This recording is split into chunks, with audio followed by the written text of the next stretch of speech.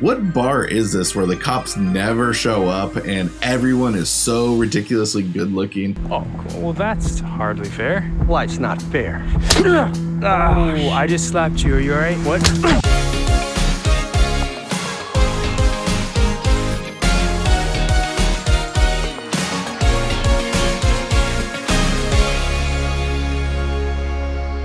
Drive-by movies, you're watching Fresh releases. My name is Blaze.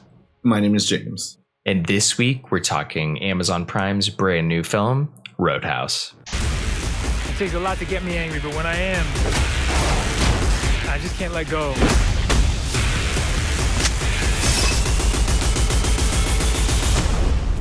People seem a little aggressive around here.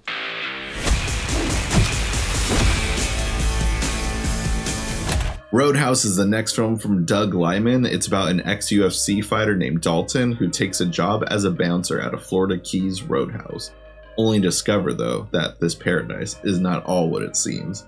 So this is a movie that I've been hearing nonstop about since they shot live during a UFC, fight event basically on pay-per-view.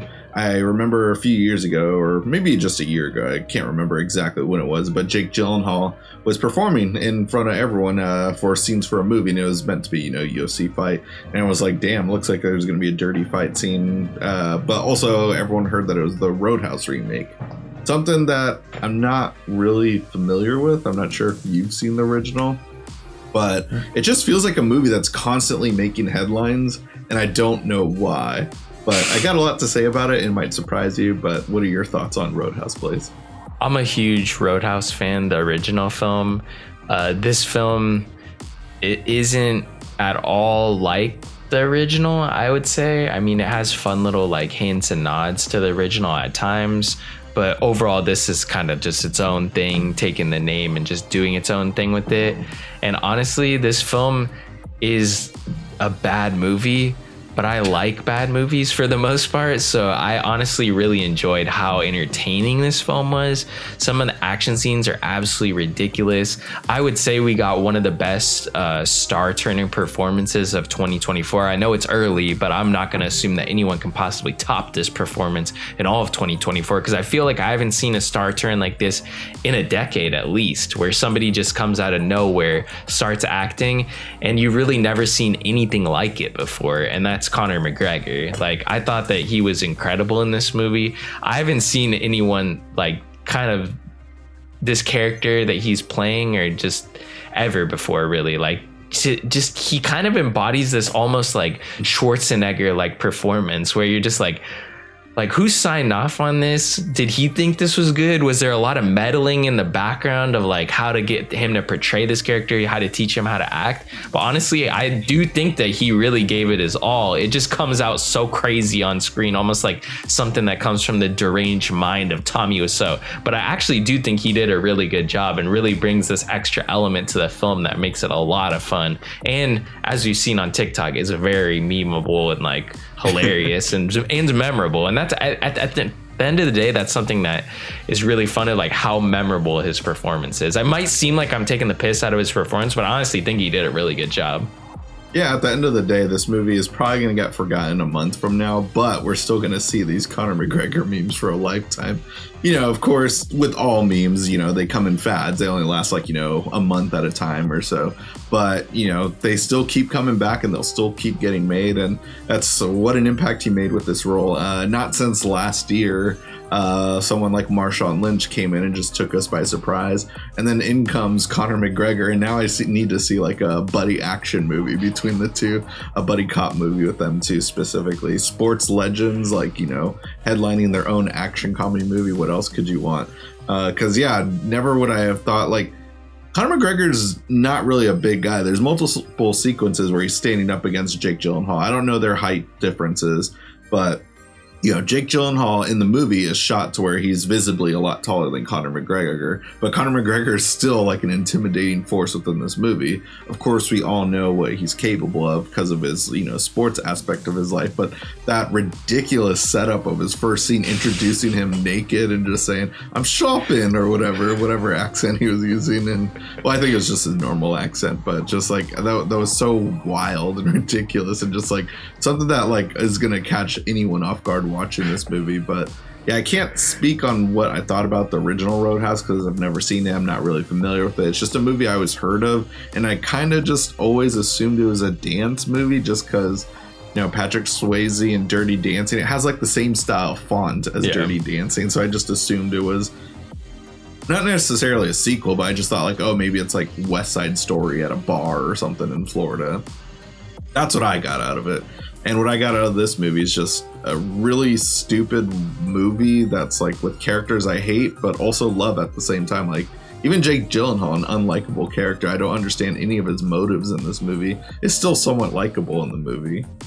And there's so many great cheesy, stupid one-liners that Jake Gyllenhaal pulls. Like, I know he's a UFC fighter, but he also feels like a superhero throughout the entire movie. Like, you never really feel like they cut all these flashbacks of him being a UFC fighter. So we have evidence that he's a UFC fighter, and it's very believable because we are given, all of that. But there's so many moments where you're like, is he like an expert like surgeon, or maybe even like a superhero, or just maybe even like literally Superman? I don't know, but I'm all for it, especially when there's so many sequences in the movie that are just so unrealistic and unbelievable. But the technology they used to make some of this stuff come to life in this film, I guess they used like CGI, full body, like composites, and then use those to finish off like a lot of the finishing like punches and stuff like that. And I thought that stuff's kind of like, okay, but I do think it did add something to a lot of those action scenes where you do kind of like actually see these punches pulled, and a lot of the camera work was inventive, especially in that like final scene. CGI I wouldn't say is great, honestly. It's kind of off-putting for the most part, but I do think that this film is just enough so bad it's good that it's pretty enjoyable. Right, yeah, like, I didn't go in expecting an action movie walking into this movie, but just putting it on my TV through Amazon. It was what I got though was just like, I was just pleasantly surprised by how funny it is, and just like kind of the ridiculousness of the action is kind of reminded me of like some of the sequences we're seeing in like The Invisible Man or Malignant. James Wan and that writer who used to write with James Wan, Lee Winnell. They both I noticed they always use crazy camera movements within their movies, and I remember those two movies specifically where like they shot some interesting action sequences where the camera would just like turn abruptly and stuff. And this movie kind of tries to do that, but just in a different sense of going more 360 turns and stuff. And it's fun. It's made it memorable. Might not have looked the best, but it's something that I'm gonna remember. And it's weird that Doug Liman makes these movies that are kind of like nobody really believes in at first, but then people still can't stop talking about them. Edge of Tomorrow is now considered a sci-fi classic, but I remember when it came out, nobody went to go see it. Nobody talked about it. Just some people said, it was kind of good. The Bourne movies, still a lot of people remember how fun those movies were, and he started that trilogy. He directed the first one, and so on and so forth. I know even Jumper has a cult audience behind it. Definitely. And I think it would be hard to talk about this movie without kind of at least mentioning some of the fights that I guess Doug Liman, Jake Gyllenhaal, and Amazon were all getting into the release of this movie. I thought that there was just such a disconnect between all three of them, or I wasn't really sure. But now I kind of think I realized, I think I just read that Jake Gyllenhaal signed like a picture deal with Amazon, correct? Did you see that in the news? I think within the last couple of days. So I wasn't familiar with it, but I can believe it. Amazon, I'd say, has been making the best TV shows. They're definitely going for more quality versus quantity versus other, apps. And, their movies, most of their movies tend to do very well. So I get it. And I see why. That's the big thing, and make sure he keeps on working too.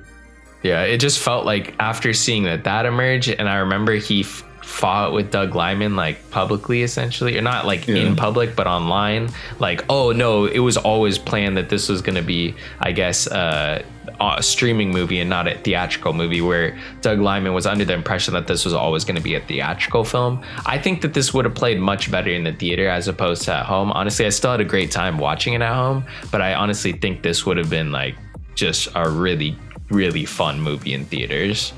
Yeah, absolutely. Like, you know, getting Post Malone for one sequence is a lot of fun. And, you know, just a couple months ago, we even brought it up on our episode of Dune Part 2. But Denis Villeneuve said that, you know, Austin Butler gave us the best villainous performance since Heath Ledger's Joker. And, you know, I kind of disagreed with that statement when we were reviewing Dune 2, despite us both liking that movie. But, you know, kind of got one-upped by Conor McGregor just a couple weeks later. Oh man, the physicality of his performance too is what really gets me. It's just like how he literally just enters every scene like kind of like he just seems like some 1930s goon, and it's just, I don't know, there's something about that where it's, that performance could have never been delivered by somebody who had acted before. And I know it does sound like I'm taking the piss, but like it's something special where that can't be replicated. Like somebody can go and then try and make that funny, and then it's funny because, you know, like, or it's not funny because they're trying too hard to be funny. But the fact that he just ends up doing this kind of weird performance that you can't really see any actor ever possibly doing gives us this fun, like, Tommy Wiseau element to this, you know, real mainstream movie, and it just adds that extra layer of comedy, and not to mention, you know, a lot of the physicality and action in this film that he, you know, his body lends to it. So I thought that this was overall just a really fun movie. It's not a good movie, it's definitely not a great movie, but it's an actual fun movie that I wish we did get to see in theaters. And you know, if you have Amazon Prime, it's an easy watch. Right. It's, again, like you said, one of those movies where, like, all that we both said is just like, we don't get movies like this anymore, where it's just over the top ridiculousness. Everyone is a good looking person. Like, the whole movie, I was just like, what bar is this where the cops never show up and everyone is so ridiculously good looking? Everyone's so perfect amount of sweaty, but not gross sweaty.